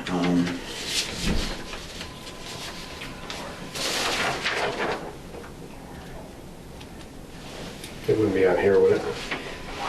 Oh, actually. Yeah, it would. No, it's not far enough. Not quite far enough? Not far enough. Okay. You can look, but yeah. Oh yeah, the tracks go right there. Yeah, no. Yeah. So you come out the tracks. And then we swing a right onto, I'm not sure. D Street. D Street. There we go. I'm pretty sure that would have been the one. And then we're walking down D Street till we hit Low, and then we take a left, and we're going down Low, and then I'm pretty sure on C Street, I was just like, hey, we can just kick this down the storm drain. And that's what we did. Do you remember what corner? That's what I was trying to remember. Would have been on the north side of Low Street. And I think it was the northeast corner on Low and C. But I know for a fact it was on the north side of Low Street. At one point when we were talking about like beefs with kids and stuff like that and issues with kids, there's an altercation with Sergio Sharp. Oh yeah.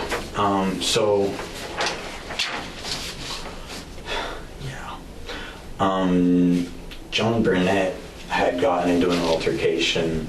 He got set up by a girl and then kind of got the crap beat out of him by some grown men at Chautauqua Park. And when he told me about that, I was furious, and I immediately contacted as many people as I knew.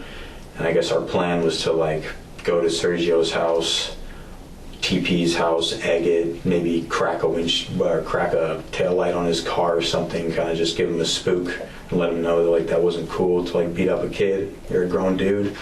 That didn't go down. He came out with a gun and started waving it around. Sergio or Sergio's dad? The dad. Came out with a gun and started waving it around, kind of scared everybody off. And then reluctantly I followed. I think I had a bat with me. Yeah, that was pretty much how the altercation went down. We went back, tried to get Habib's car, police was already there. Cedar Rapids Police Department was there too. I think they were helping out at the time. And then I got taken home. I found a little bit of weed in my backpack. You guys get detained down at the high school, right? Yeah, right near the high school. Or, yeah, near the high school, yeah. Okay. We talked about your current impressions or opinions of Chaden. Again, a year and a half removed from the incident itself. How do you look back on that particular incident now? I mean, with the deepest regret, wouldn't even sum it up. And not just regret for myself and for the loss of my freedom, but I just regret killing Miss Graber. I regret, what it's done for the community, what it's done for my family, for my dad, what it's done for their family, obviously, the Miller's family. And when do you think that feeling took hold? Like once you were here in the last few months? Would have been probably about, when you get into the detention center, they keep you isolated in your room for 7 days, and it would have been during that period of introspection and self-reflection, which was pretty much all I had to do besides reading, would have been at that point that I began to realize. Yeah.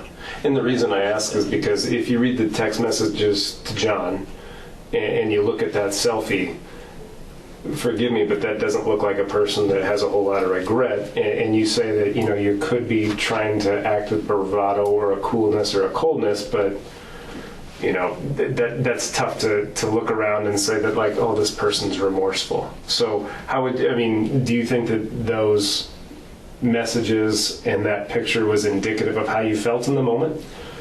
I mean, yeah, in the moment, I probably would have been, I guess, high off of, whatever happens. Like, I guess, high off adrenaline and all that, and maybe even, like you were saying, possibly feeling, empowered or whatever by the situation. And then wanting to seem like Billy Badass, I guess, making all those remarks. Sure. Okay. We've been in here almost 2 hours. Before we do, I wasn't going to close up. But go ahead. Yeah. So I just want to just be clear, and typically I'd have you guys leave the room and talk to my client. I don't want to give anyone the impression, obviously this is being recorded, like I'm telling my client what he needs to say. But he's gone over a lot of things. There's some things that we spoke about specifically that I want to make sure that are expressed to the state. That way, again, everything's out there, and you can't be accused of leaving anything out, because again, these are things that we've discussed.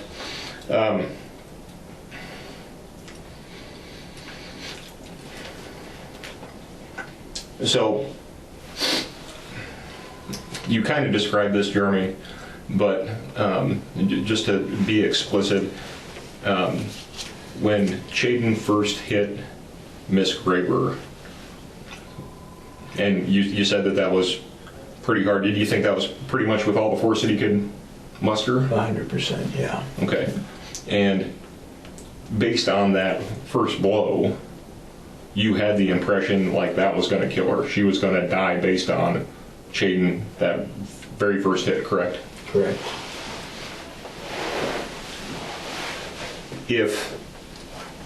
Now, and you talked about how there was a plan and you felt that Chaden was serious, but at the same time, you're kind of hoping he wouldn't go through with it, right? And so kind of talk about that. Again, I don't want to put words in your mouth, but I know these are things that we've discussed. So, and the things that we've discussed were, kind of that oh shit moment that he actually did it. And then you're sort of thinking about, I helped plan this. I was the lookout.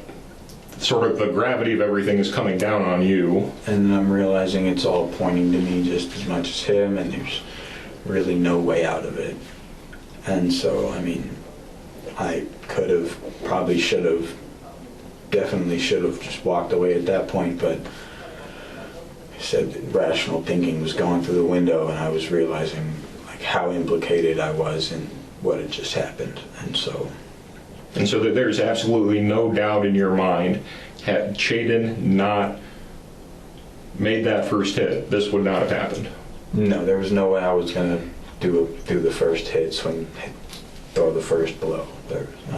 And your initial intention was to help Chaden, not to help participate in what had happened. That's just how it kind of went. Correct. I even said it to him. I said, Jesus, I could have never done that first hit. I could have never done that. And then he turned to me and he said, well, I was going to do it with or without you. And you had mentioned, I think, the first time that you were describing you hitting Miss Graber, and I think you described it, and again, we've talked about this before, but just to make it clear to the state, and we've talked about, the legal implications really don't change anything, but at that moment, you felt she was going to die, and you even expressed to your dad, you felt like it was kind of a mercy killing, that you were putting her out of her misery at that point? Correct. Okay. We have talked about how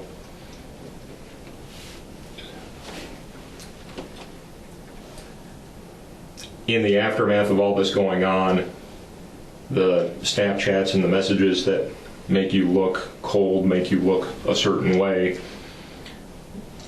and obviously your hope was that you wouldn't get caught, right? I mean, you're not trying to purposely get caught, but at the same time you're doing things that are really reckless with information. Mm-hmm. And something that I know is actually in, I think, some of the snaps that we've discussed, but you didn't mention here today, that you expressed, I think maybe John or one of your other friends, that you were feeling suicidal right afterward, correct? Correct. Can you, again, I don't want to be the one to convey all this stuff, so Jeremy, I don't want you to be talking about these things. Yeah. I think I picked up my phone that night that I told John. I picked up my phone originally to tell him that I was just like, I was on the brink of just ending it all. I mean,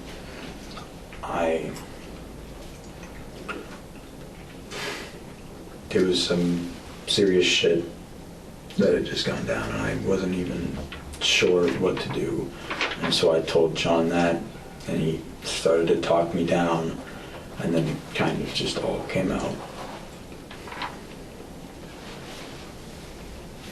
Do you find John to be a pretty honest and genuine guy? For the most part, yeah. Yeah. Any reason why he would lie about this information? No. Okay.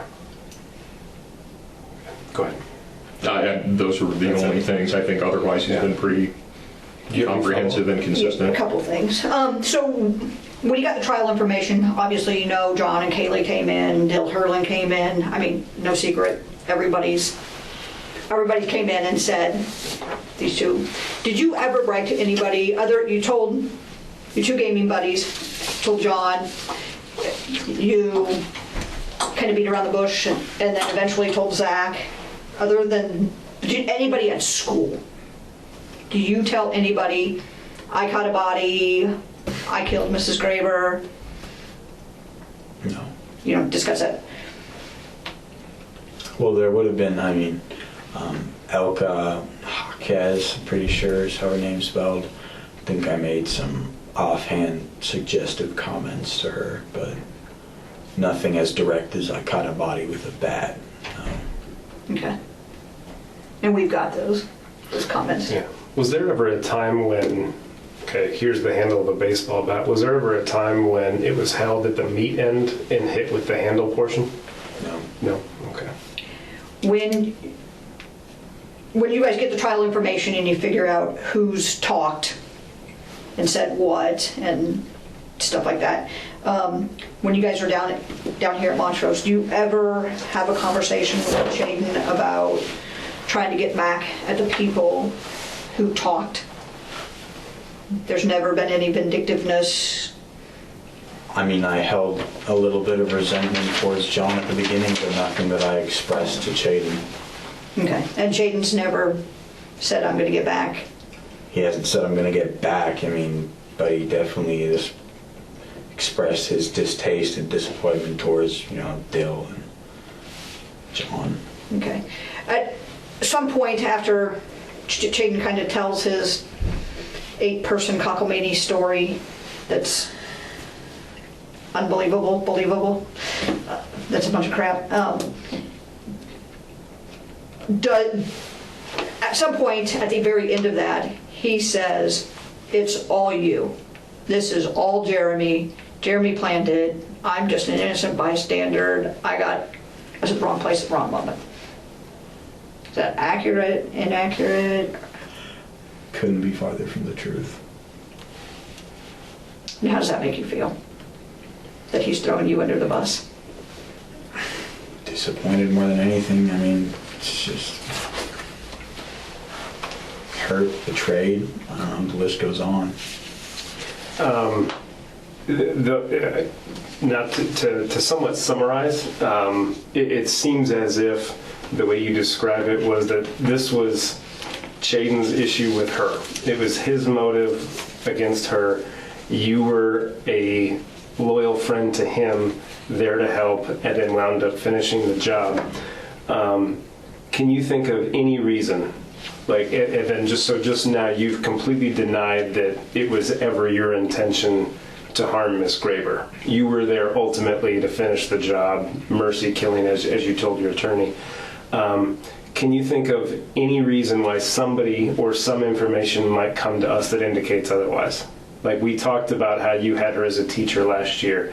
Could there possibly be anybody that comes to us and say like, hey, don't think that this is all on Chayden. Jeremy had beef with her too.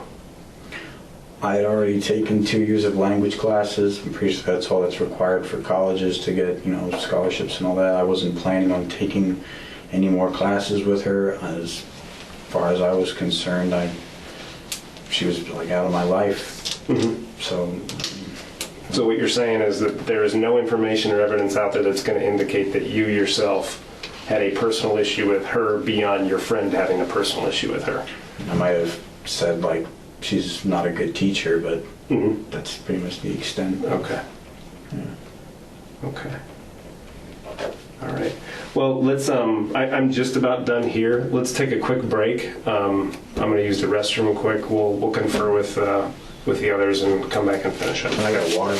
Yeah, absolutely. We'll make sure to get one of those. Thanks. Do you want to flip off the switch? Sure. Or do you Yep. want to keep it running? I want to know We can flip the if switch it's for going to be you. on or off, basically. We will flip the switch.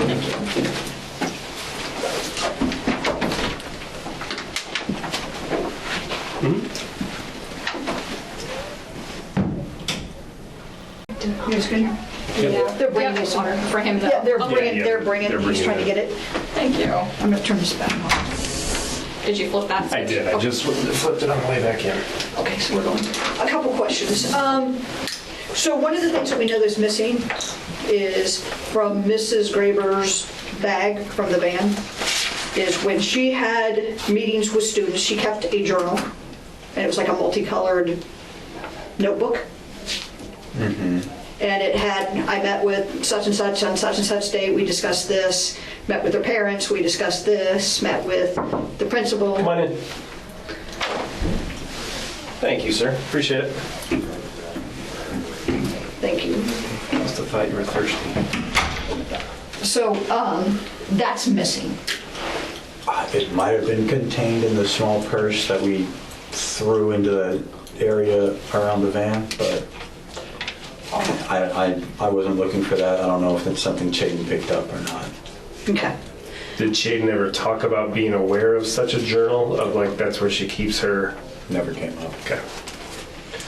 And then when we discovered the body, the only high school kid to drive into the park, or the only person, period, to drive into the park other than the police or the people looking for Mrs. Graber, was McKenna Hine. She had No contact with McKenna. I didn't have any contact with McKenna Hine for that whole week, pretty much. I spent that whole, from October 30th to like November 3rd was like spent entirely with John, Kaylee, and Zoe. Okay. Okay. Mindful. Wait, sorry, that's a lie. McKenna did drive past me when I was sitting outside of the school. She did drive past me. She stopped and she asked me like, "Hey, what are you doing? Need a ride?" I said, "No, I'm good. I'm just waiting on Chaden," I think I said. And then she kept driving towards. Would that been with the bell tower when you're leaning on the bike? Yeah, that would have been right there. And then you see Mr. Hawks about the same time? Yeah. Mm-hmm. Understanding potential consequences of us having this conversation and how it could play into a future prosecution of yourself or Chaden, do you have any personal concerns about being housed in the same building or safety concerns with him or him getting word out to other people, like to try to harm you of any kind? Well, I don't think he really has those kinds of connections. Okay. As far as I'm worried about him harming me, that's not really something I'm worried about. Okay. Although I kind of already told everyone there that I'm probably leaving, so I don't know if I blew cover on that one, but Right. Because you're close to 18. We had Yeah. that discussion with you, so. yeah. Okay. All right. So I mentioned this in the beginning, but any questions that we didn't ask that we should be asking, or people that we should be talking to, or anything of that nature to help make it make sense? As far as what was said in Julie Kinsella's office when my dad asked for a place to privately discuss with me, he basically just asked me if I was involved, and I told him that I was. And he asked me if it was my plan or how the extent of my involvement, and I kind of just told him I kind of got dragged along into it, and that Chaden's plan, all his stuff, his bat, he brought all the equipment. He even gave me the gloves that I mentioned that I wore. Those were his gloves that he gave me. And I kind of just told him that I killed Miss Graber as like a mercy killing, essentially, is what I told him. And so what you're saying is that what you told your dad in just a few minutes in Julie's office is consistent with the information, although not as thorough, of what we talked about today. Correct. Same story. Okay. All right. And to the best of your knowledge, given what we've just talked about for the last 2 hours, if needs be, would you be willing to raise your right hand, swear that this is the God's honest truth under oath? This is the version of what happened, the one and only version of truthfully what happened. I would. Okay. Okay. Any questions for us at this point? No questions. Okay. Well, I think I'm done. Did you want to add that? I can address the one thing.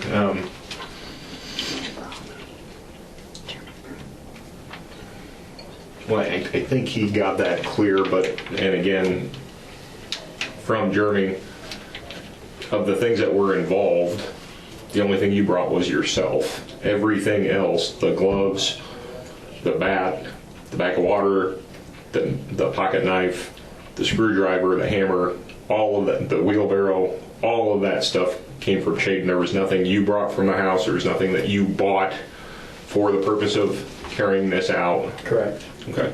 Except for, actually, well, I think I did mention it, should be on the record, but I put a shovel from home into the wheelbarrow Yeah. and moved it, yeah. Yeah, and I'll be honest with it, you seem like an articulate, thoughtful kid. Like, at any point did you, I mean, granted, maybe you didn't think until he swung that bat that he was for real, but at any point did you think, like, fuck this, dude? Like, don't do this?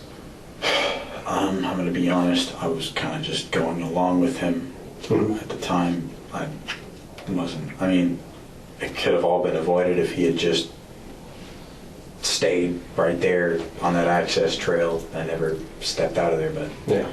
it obviously didn't happen. Did you ever think about talking him down?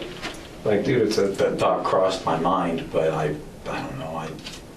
Once again, that whole image of not wanting to be a pussy Right. was kind of influential for me at the time. I see. Okay. All right, well, that's all I I have. think so. the important thing for me, Jerry, that I want to add is Chaden brought all of this stuff to the park initially. Did you know he was bringing that with? I was pretty sure he was going to bring a bat. Anything else, The rest was just, what you went along with? yeah. Okay. All right. You're aware, because we've received things through Discovery, and there was a question about it, I don't know that that was kind of fleshed out, but one of the items of evidence that the state located, I think on Chaden's computer, was sort of like a makeshift plan that it seemed like he was trying to be coy about what it was about, but was really very on point with what had happened. You weren't involved in any of that. No. Okay. Okay. All right. I think we're all finished up. We'll hit the switch on the way out, and when you guys are finished with him, then we can kind of coordinate wherever he needs to go. So we won't be with you. Thanks. They've Thank got you. a pizza coming for him. Perfect, thank Okay. you so In much. spite of the circumstances, good luck. Okay. Thanks. Take care. Good luck, Jeremy.